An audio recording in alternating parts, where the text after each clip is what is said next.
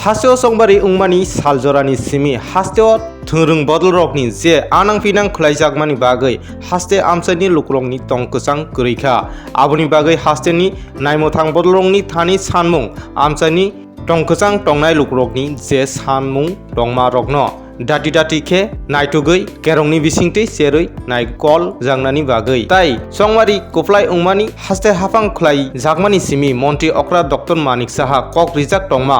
हास्टेनि थेमरां रंनो जेसाखाय फानो सगमरनानि बागै कक रिजाक टंमानि फियाबा आफुरु कक रिजाक सालनि सिमी ते बसि हास्टेव थेमरां रक आगारै टंबायसिउ अ सानमुं रंनो तुयै तिनि फासालो आगरतलानि प्रदेश कांग्रेसनि हाबानगो कायसा ककचा पान्डा खुलायजाखा अ ककचा पान्डाव मानजाखा प्रदेश कांग्रेस बदलनि तांफां एमएलए बिरजित सिंहा कांग्रेस बदलनि आदं आशिष कुमार साहा नखबै तेबो कांग्रेस बदलनि बरम गोनां आदं रक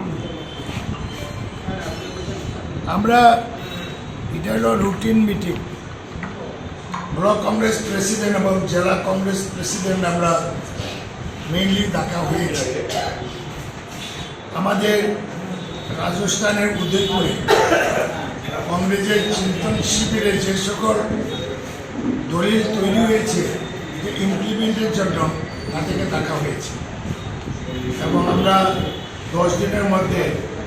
এই যে দিল্লি থেকে ইনস্ট্রাকশন দেওয়া হয়েছে সংগঠন এটা আমরা ফুলফিল করব এরপরে নির্বাচনের পরে যেভাবে বিজেপি সন্ত্রাস দ্রুত হ্রাস জিজিয়া করে বসানো হয়েছে এটার ব্যাপারে সম্যক রিপোর্ট আমরা নিয়েছি আমাদের কাছে রিপোর্ট এসেছে আমরা আমাদের হাইকমান্ডকেও দেব এবং এখানে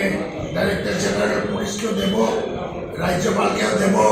মুখ্যমন্ত্রীকে আমরা দেব এখনো জায়গায় জায়গায়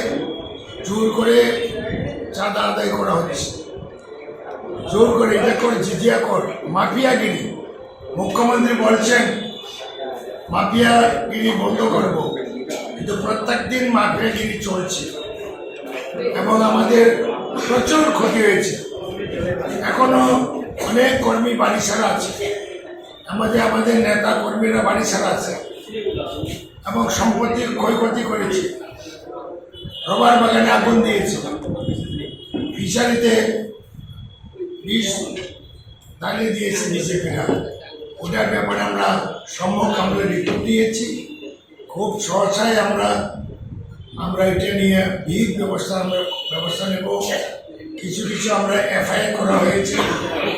এটা পরিকল্পিতভাবে পুলিশ এফআইআরগুলা প্রসেস করছে না ওটা নিয়েও আমরা প্রশাসনের কথা কি নিয়ে আমরা আজকে আলোচনা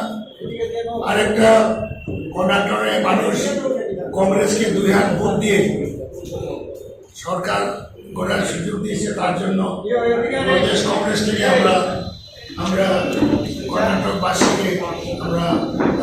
ধন্যবাদ কৃতজ্ঞতা জ্ঞাপন করছি এবং রাহুল গান্ধীজি প্রিয়ঙ্কা গান্ধী খার্গেজি এবং সোনিয়াজিকেও আমরা অভিনন্দন জানাচ্ছি এবং সামনে লোকসভা নির্বাচনে নিশ্চিত হয়ে গেছে যে বিজেপির পতন হবে এবং আমাদের কর্মীদের আমরা তৈরি করছি সামনে লোকসভা নির্বাচনে লড়াই করতে